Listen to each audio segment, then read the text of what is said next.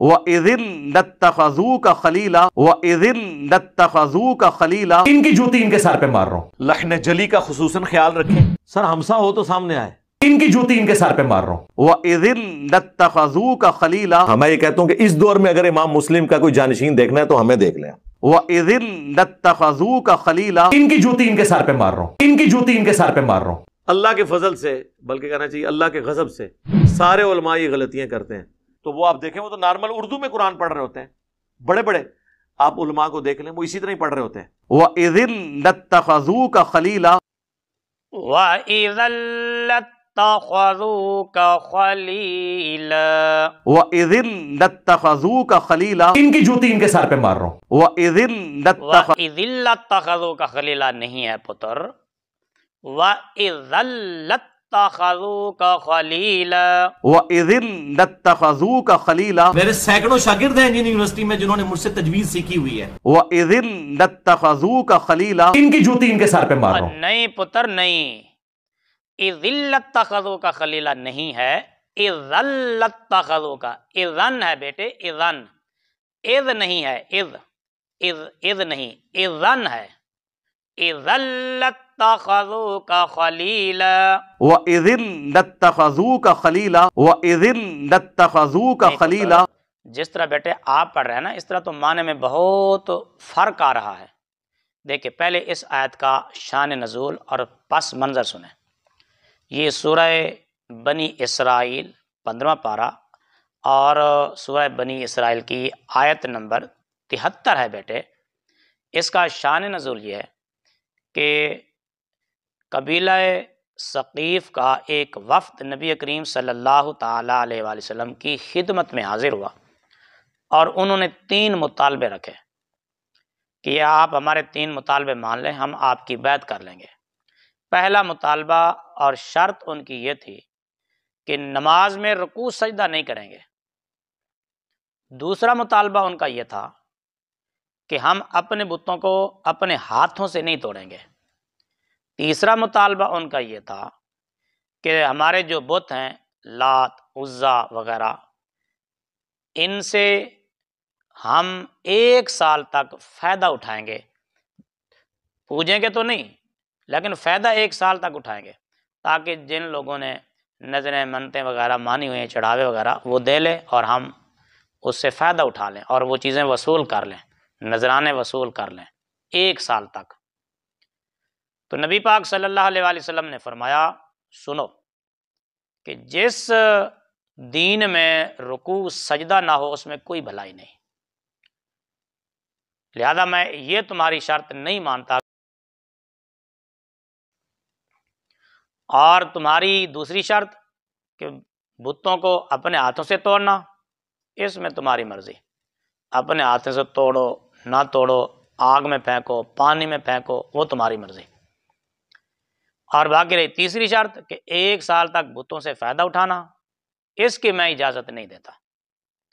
تو انہوں نے کہا کہ ہم یہ چاہتے ہیں کہ آپ کی طرف سے ہمیں کوئی ایسا اعزاز ملے جو دوسرے عرب والوں کو نہ ملا ہو۔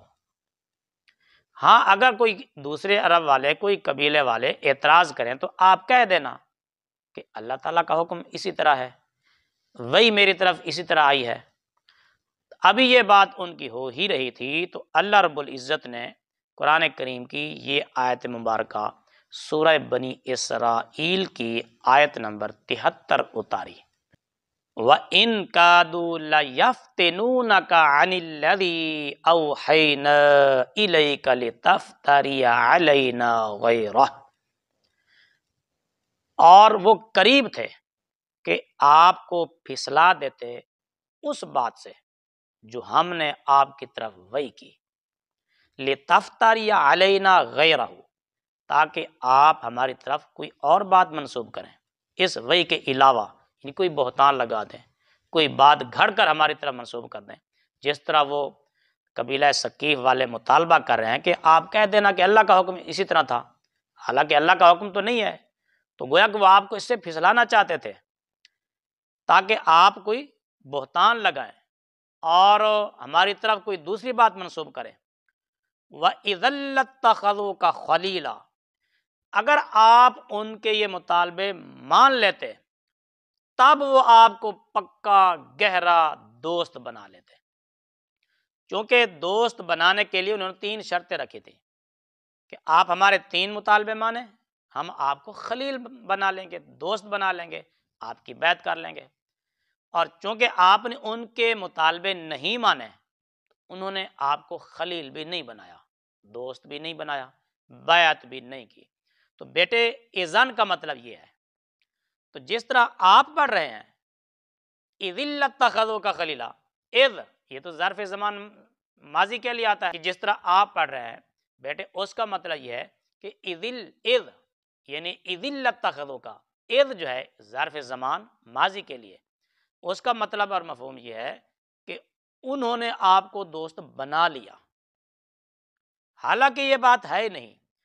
اگر انہوں نے آپ کو دوست بنا لیا تو بیٹے اس کا صاف اور واضح مطلب یہ ہے کہ آپ نے ان کے مطالبے مان لیے، حالانکہ ان کا دوست بنانا تو مشروط تھا 3 مطالبوں کے ساتھ۔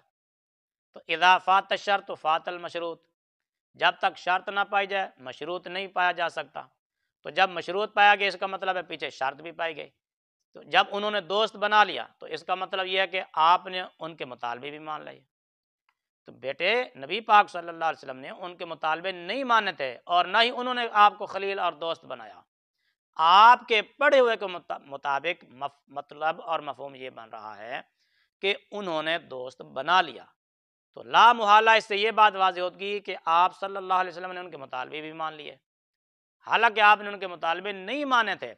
تو یہ تو لو فعلت ذالک، اگر آپ ان کی یہ بات مان لیتے تو وہ آپ کو خلیل بنا لیتے۔ وَإِذٍ لَاتَّخَذُوكَ خَلِيلًا وَإِذًا لَاتَّخَذُوكَ خَلِيلًا، وَإِذٍ لَاتَّخَذُوكَ خَلِيلًا وَإِذٍ لَاتَّخَذُوكَ خَلِيلًا، اور نہیں پتر نہیں، اذ لاتخذوک نہیں ہے، وَإِذًا لاتخذوک خلیلا، وَإِذٍ لَاتَّخَذُوكَ خَلِيلًا وَإِذٍ لَاتَّخَذُوكَ خَلِيلًا وَإِذٍ لَاتَّخَذُوكَ وَإِذٍ لَاتَّخَذُوكَ میرے سینکڑوں شاگرد ہیں انجینئرنگ یونیورسٹی میں جنہوں نے مجھ سے تجویز سیکھی ہوئی ہے۔ وَإِذٍ لَاتَّخَذُوكَ خَلِيلًا،